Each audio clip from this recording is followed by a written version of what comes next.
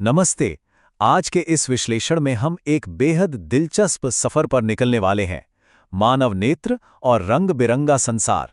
सोचिए, हमारे शरीर के अंदर एक छोटा सा जैविक कैमरा फिट है और बाहर आसमान में प्रकाश के विशाल जादुई चमत्कार हो रहे हैं। आज हम इसी कमाल के इंजीनियरिंग और प्रकृति के शानदार रहस्यों को डीकोड करेंगे। तो चलिए, बिना किसी देरी के शुरू करते हैं। आगे बढ़ने से पहले एक नज़र इस सफर की रूपरेखा पर डाल लेते हैं। हम शुरुआत करेंगे मानव नेत्र की संरचना और दृष्टि दोषों से, और फिर प्रकाश के अपवर्तन, विक्षेपण, वायुमंडलीय चमत्कारों और अंत में प्रकाश के प्रकीर्णन तक जाएंगे। एक के बाद एक इन सभी कॉन्सेप्ट्स को कवर करेंगे। तो शुरुआत करते हैं हमारे पहले भाग से, मानव नेत्र का अद्भुत चमत्कार। चलिए अपने ही अंदर झांक कर देते हैं कि ये रंग बिरंगी दुनिया हमें आखिर दिखाई कैसे देती है। देखिए, सबसे दिलचस्प बात यह है कि हमारी आंख सच में किसी हाईटेक कैमरे से कम नहीं है। कॉर्निया, आइरिस और हमारा क्रिस्टलीय लेंस, ये सब मिलके काम करते हैं। प्रकाश सबसे पहले कॉर्निया नाम की एक पतली झिल्ली से अंदर आता है, फिर आइरिस पुतली को कंट्रोल करता है और अंत में हमारा लेंस रेटिना पर एक उल्टा और वास्तविक यानी रियल इमेज बनाता है ना प्रकृति की कमाल की इंजीनियरिंग। और इसी कैमरे का एक जादुई फीचर है इसकी समंजन क्षमता, जिसे हम पावर ऑफ अकोमोडेशन कहते हैं। होता क्या है कि हमारी आंखों में मौजूद पक्षमाभी पेशियां यानी सिलियरी मसल्स लेंस के आकार को अपनी ज़रूरत के हिसाब से बदल देती हैं। जब आपको दूर के पहाड़ देखने हो तो ये रिलैक्स हो जाती हैं और लेंस पतला हो जाता है, और जब आप कोई किताब पढ़ रहे हो तो ये सिकुड़ जाती हैं, जिससे लेंस मोटा हो जाता है। मतलब हमारा फोकस एकदम अपने आप ऑटोमैटिकली एडजस्ट हो जाता है। लेकिन खैर, कोई भी मशीन हमेशा परफेक्ट तो नहीं रहती ना। तो अब आते हैं दूसरे भाग पर, दृष्टि दोष और उनका निवारण। उम्र के साथ या कुछ और कारणों से हमारे इस बायोलॉजिकल कैमरे को कभी-कभी थोड़े कैलिब्रेशन की जरूरत पड़ ही जाती है। मुख्य रूप से 3 तरह के रिफ्रैक्टिव दोष होते हैं। पहला है मायोपिया यानी निकट दृष्टि दोष। इसमें पास का तो साफ दिखता है पर दूर का नहीं, और इसे अवतल यानी कॉन्केव लेंस से ठीक करते हैं। दूसरा है हाइपरमेट्रोपिया, दूरदृष्टि दोष, जहां दूर का साफ दिखता है पर पास का नहीं। इसके लिए उत्तल या कॉन्वेक्स लेंस लगता है। और तीसरा है प्रेसबायोपिया, जो अक्सर उम्र बढ़ने के साथ होता है, जिसके लिए हमें द्विफोकसी या बाइफोकल लेंस का इस्तेमाल करना पड़ता है। अब ये चश्मे काम कैसे करते हैं, ये समझना बड़ा ही इंटरेस्टिंग है। अगर किसी को मायोपिया है तो कॉन्केव लेंस प्रकाश की किरणों को थोड़ा फैला देता है ताकि फोकस बिंदु वापस पीछे रेटिना पर आ जाए। और अगर हाइपरमेट्रोपिया है तो कॉन्वेक्स लेंस किरणों को पहले ही थोड़ा सिकोड़ देता है ताकि फोकस आगे आकर सीधा रेटिना पर बने। बस एक सही पावर का लेंस और सब कुछ एकदम क्रिस्टल क्लियर। पर दोस्तों, चश्मों से परे एक बहुत ही गंभीर सच्चाई भी है। क्या आपको पता है कि विकासशील देशों में जो 3.5 करोड़ लोग दृष्टिहीनता का शिकार हैं, उनमें से लगभग 45 लाख लोगों की आंखों की रोशनी पूरी तरह लौटाई जा सकती है? जी हां, 45 लाख।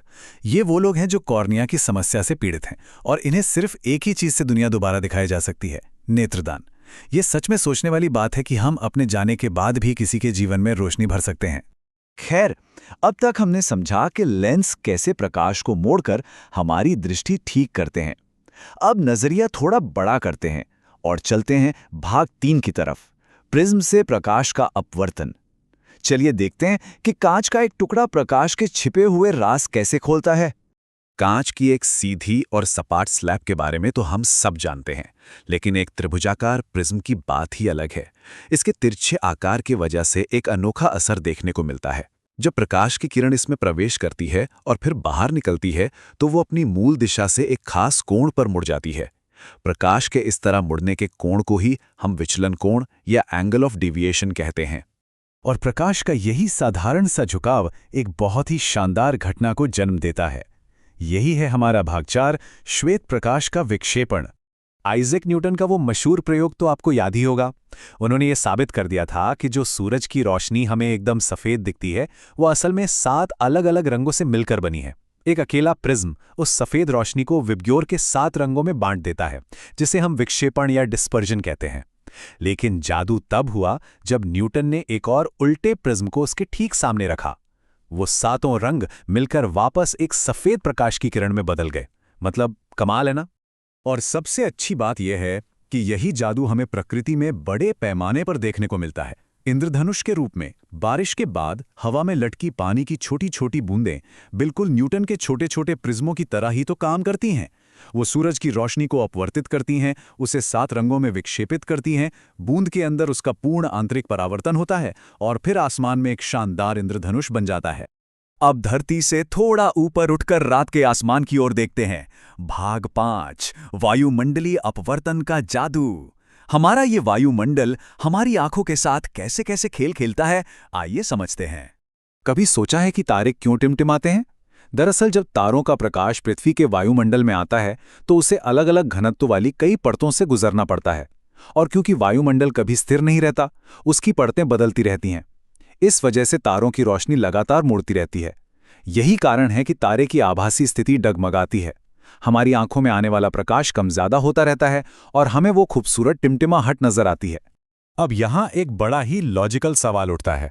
अगर दूर के तारे टिमटिमाते हैं क्योंकि वो एक छोटे पॉइंट साइज सोर्स की तरह हैं, तो फिर हमारे सौरमंडल के ग्रह क्यों नहीं टिमटिमाते?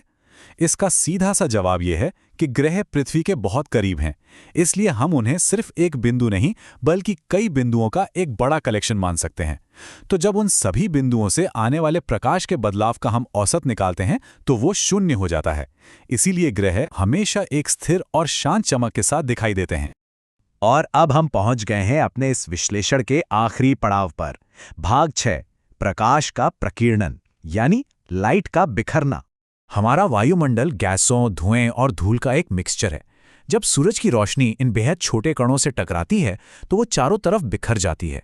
इसी टकराव को हम टिंडल प्रभाव कहते हैं। अब दिलचस्प बात यह है कि हवा में मौजूद बारीक कण लाल रंग की लंबी तरंगों की बजाय नीले रंग की छोटी तरंगों को बहुत ज्यादा मजबूती से बिखेरते हैं, और यही सटीक कारण है कि जब हम दिन में ऊपर देखते हैं तो हमें आसमान इतना खूबसूरत और नीला दिखाई देता है। इस पूरी चर्चा को खत्म करने से पहले जरा इस एक कमाल के सवाल पर गौर कीजिए। अगर आप एक अंतरिक्ष यात्री हैं और अंतरिक्ष में हैं जहां प्रकाश को बिखेरने के लिए कोई वायुमंडल ही नहीं है, तो वहां आसमान नीला नहीं बल्कि एकदम काला दिखाई देता है। तो सोचिए, पृथ्वी का यह वायुमंडल हमारे लिए किसी जादुई ऑप्टिकल बुलबुले से कम है क्या? क्या हम वास्तव में इस रंग बिरंगी दुनिया का मजा ले पाते अगर हमारे पास ये वायुमंडल और हमारी आंखों जैसा शानदार बायोलॉजिकल कैमरा नहीं होता? इस दिलचस्प सवाल के साथ हम आज का ये विश्लेषण यहीं खत्म करते हैं। ऐसे ही विज्ञान को समझते रहिए और अपने आसपास की दुनिया को एक नए नजरिए से देखते रहिए।